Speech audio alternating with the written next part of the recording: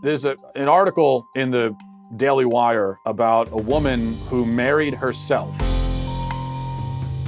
And this goes back to an article originally in the Telegraph about a 42-year-old woman who was talking about the best day of her life is when she married herself. It says in the reading from the Daily Wire, it says, Melissa Denton, a two-time divorcee was with two children, writes, the idea to marry myself came to me in January last year when I was at work one day.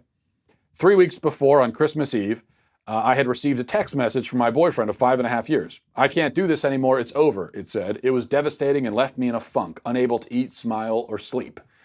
Seizing upon the idea of marrying herself, Denton recalls a TV interview with Sophie Tanner, who had married herself in May 2015.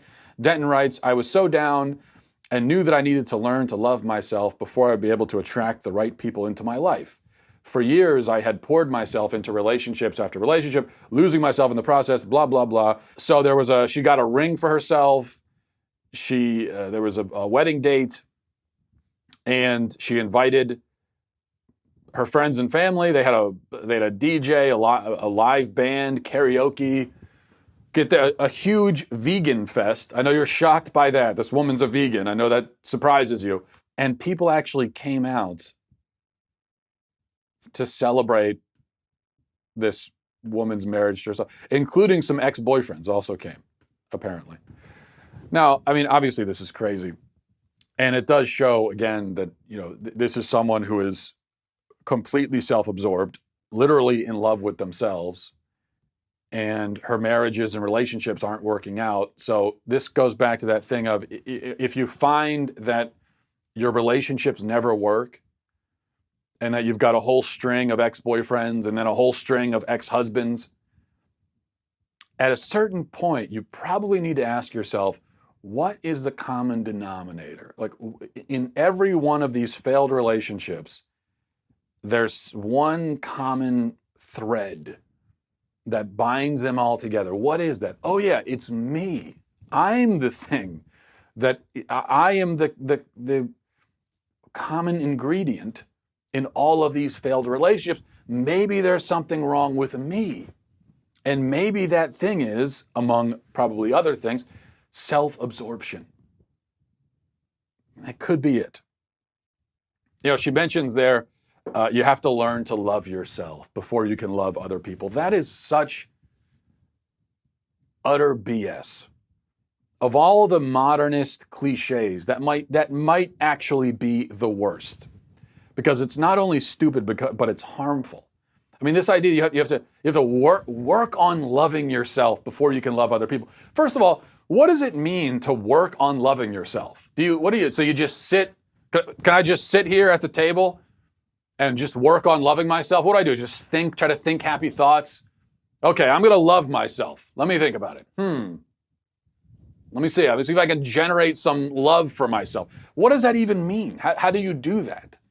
Or do you have to go and marry yourself and have this whole big pageant? The whole concept is meaningless. And aside from that, you've got to see the problem with tying your feelings about yourself to your ability to love other people.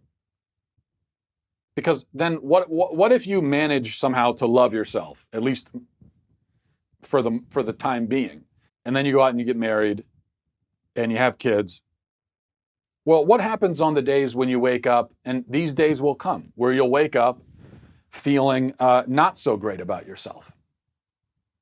There are going to be days where you're a little bit down in the dumps. There are going to be days when you don't love yourself quite as much. So what are you going to say to your spouse and kids? Oh, sorry guys, I can't love you today because I can't love you today because I'm just not feeling great about myself.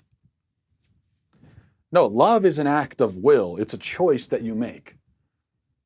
And you can and should make that choice regardless of how you feel about yourself. So I love my wife and kids all the time. I don't even like myself sometimes. I mean, it's my feelings about myself go up and down. It's not a steady thing. I think we're all like that, right? You're not going to feel great about yourself all the time, every day. And you shouldn't try every day to conjure those feelings about yourself. You know the best thing to do is just to stop thinking about yourself, put that to the side, and focus on other people. Focus on the things outside of you. Focus on the external realities. If you're not feeling great about yourself, well, that is a perfect time to go and focus on loving, especially focus on loving your wife, loving your husband, your kids. And then maybe in the process of going through the acts and making the choice of loving other people, maybe in the midst of that, you'll find yourself feeling better about yourself.